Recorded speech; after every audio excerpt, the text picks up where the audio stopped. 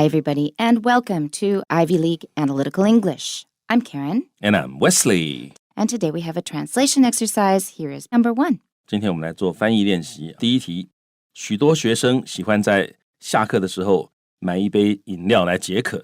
那这个许多学生，这里我们没有特别指哪一群学生，只是说很多的学生。一般来讲，所以这个时候呢，这个学生这个字，当然我们用复数 students， 但是前面呢，我们通常不会加冠词因为你如果加了一个定冠词 the students， 那就表示你指某一群特别的学生了。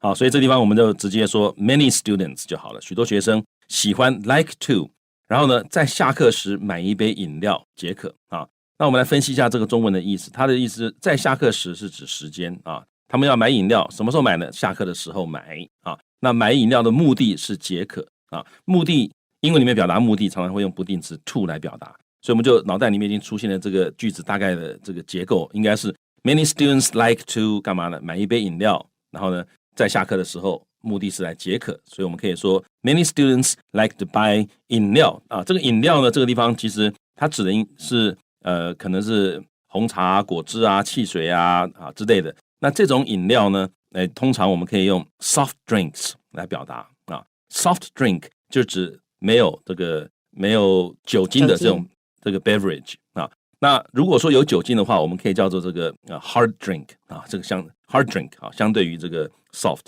那在这里我们就用 soft drinks 就可以了。那 drink 可以加 s 表示不同种的，所以 they like to buy soft drinks during class breaks during 就是在什么什么期间。那 class breaks 下课其实用 break 就可以了，可是这个句子没有任何的 context 的情况之下呢，我们加个 class 可以表达得更清楚，是 class breaks 就是下课时间。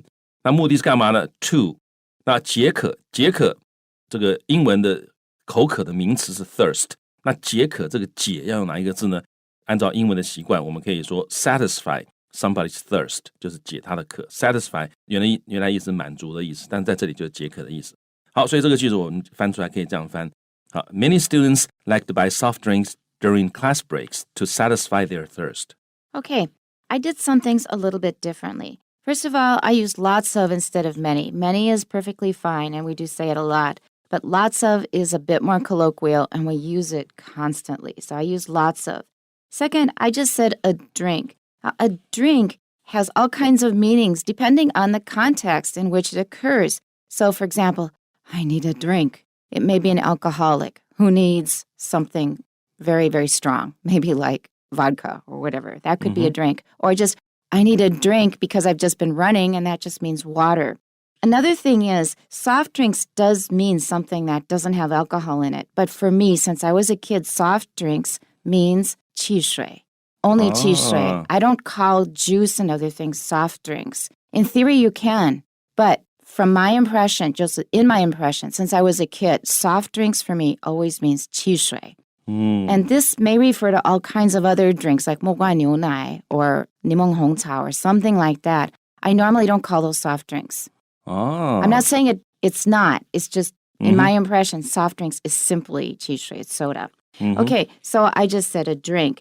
And instead of satisfy, I used quench, and that's a more precise word for 解渴, but satisfy is also perfectly fine.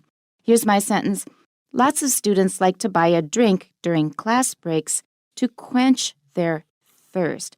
Now, I also use the singular here, a drink, because normally you only buy one, and very often people finish half of it and throw the other half away.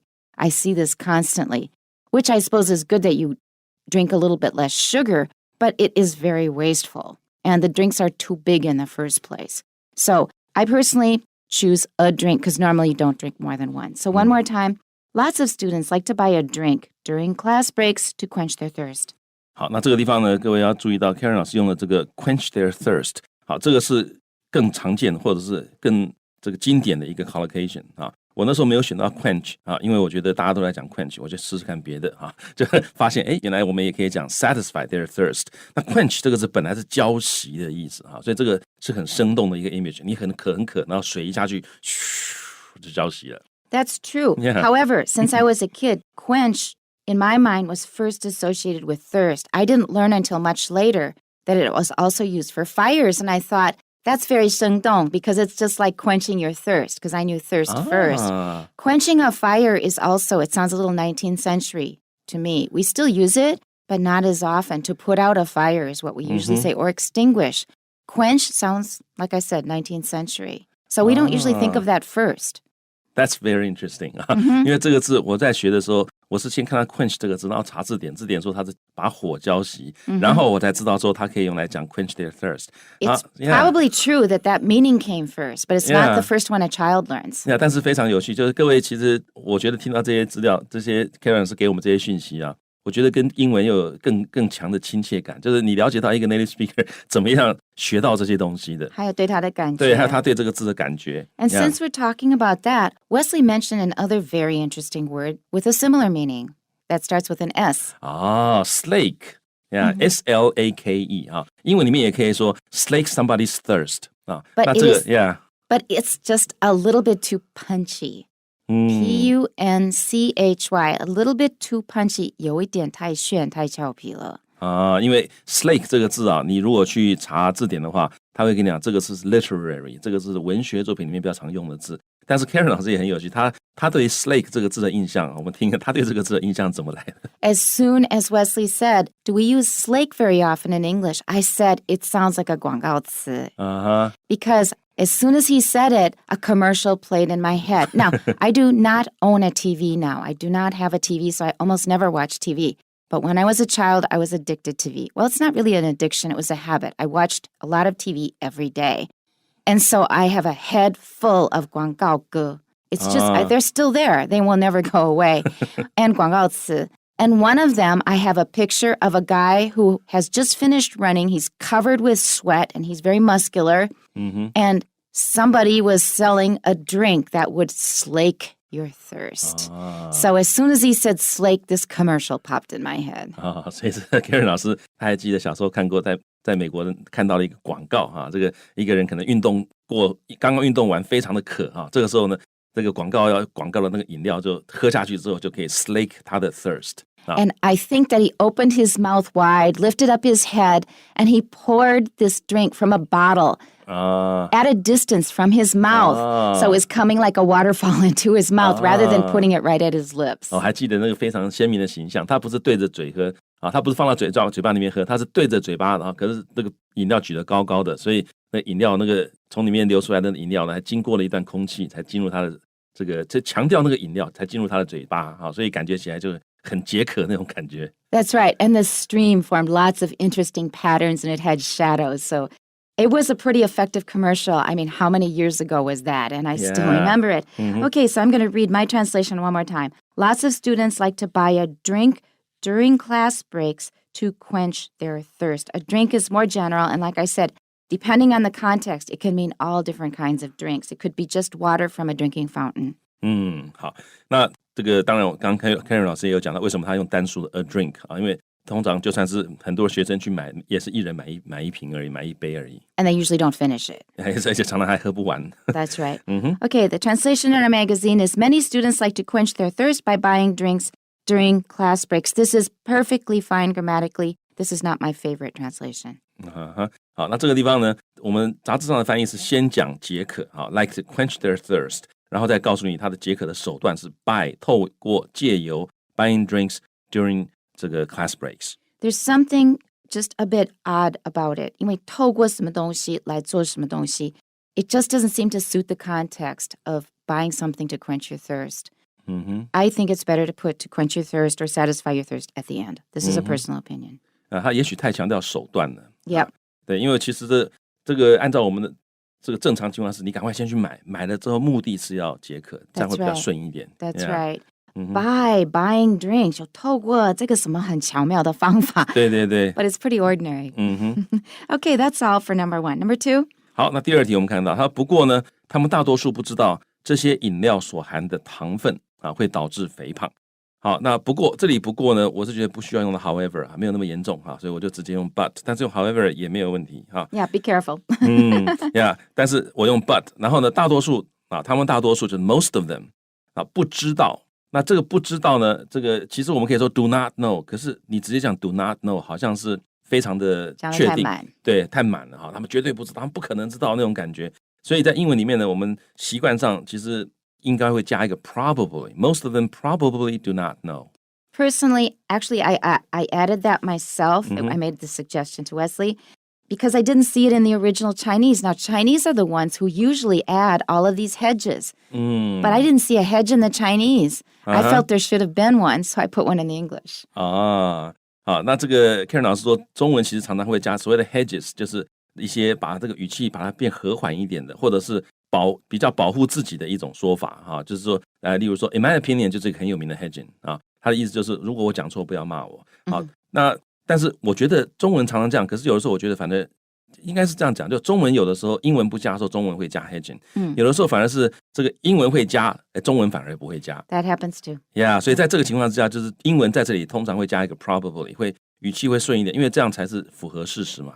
I think what happened is I was relating it to my personal knowledge, and you know how big I am about not eating sugar. I mean, that's like an obsession with me. And I thought, how can not many people know this? Everybody knows this. What's wrong? That's what I was thinking. OK， 好，那这个所以 Karen 老师会觉得怎么会现在还有人不知道这些东西会发胖呢？所以他觉得说加一个 probably 表示也许啦啊，有些人还不知道，比较合理。意思就大部分人应该知道了。好，然后呢 ，do not know。That 不知道怎么样，这些那这里啊，你说饮料所含的糖分会导致肥胖，当然你可以强调说是这些饮料里面所含的糖会导致肥胖，但是其实这些饮料会让你肥胖，不见得只是糖啊。所以我后来我觉得这个地方呢，我把它改过来，我是讲说啊，这些 sugary beverages 啊，这些有糖的 beverages， 它们可以怎么样 cause obesity 啊 ，obesity 就是肥胖，而且是病态的肥胖啊，所以。这样子的话呢，跟原来中文好像意思有一点点差别，但是其实是一样的。因为如果你把照中文这样翻，它饮料里面所含的糖分，那这样好像特别强调是这个糖让你肥胖。那其实这些饮料它就会让你肥胖，因为它里面可能还有什么反式脂肪啊等等其他的东西。好，所以这个句子我是这样翻的。好 ，But most of them probably do not know that these sugary beverages can cause obesity.And the collocation sugary beverages is a pretty good one. In Chinese, you usually say 含糖饮料。含糖饮料。那 beverage 它就是泛指所有的饮料。Okay, here's my translation. But most of them do not seem to be aware that the added sugar in their drinks can lead to obesity. Now, I understand Wesley's choice here, his strategy, but I stuck with the original Chinese because the worst part, I think, is adding sugar. It's already bad the way it is. Even just pure fruit juice, because it's so concentrated and you don't have all of the fiber in it, it's not really good for you either. You should just eat fruit. Just eat fruit. Don't make it into juice. But I don't want to go on a campaign against fruit juice. First thing is get rid of soda. But in any case, the worst part of it is on top of that, you add more sugar. So that's the worst part, in my opinion. So I stuck with that. So one more time.But most of them do not seem to be aware that the added sugar in their drinks can lead to obesity. 好，这个我是用 do not know。那 Karen 老师说 do not seem to be aware that。To be aware that 就是了解到有这样的一件事实，没有察觉到，没有察觉到的意思。好，这第一点。第二点呢，这个 Karen 老师他的翻译跟原文比较接近啊，他是直接强调那个 added sugar， 因为他的这个认知里面，事实上也是没有错啦。这最糟糕的就是他加进去的那些糖，所以把它凸显出来。所以这样的翻译也是很好。And the translation in our magazine is, however, most of them are unaware that these beverages with added sugar can lead to obesity. And they kind of did both things. These beverages with added sugar, it was closer to what Wesley did. 因为什么他这样子语气会弱一点？因为他是 with 这个 with 表示这个附带的状况所以 beverages with added sugar 这就比较没有特别强调说 the added sugar in their drinks 所以他这样子写是另外一个这个解决办法。Okay, and that is it for today. See you next time. Bye-bye. Bye-bye.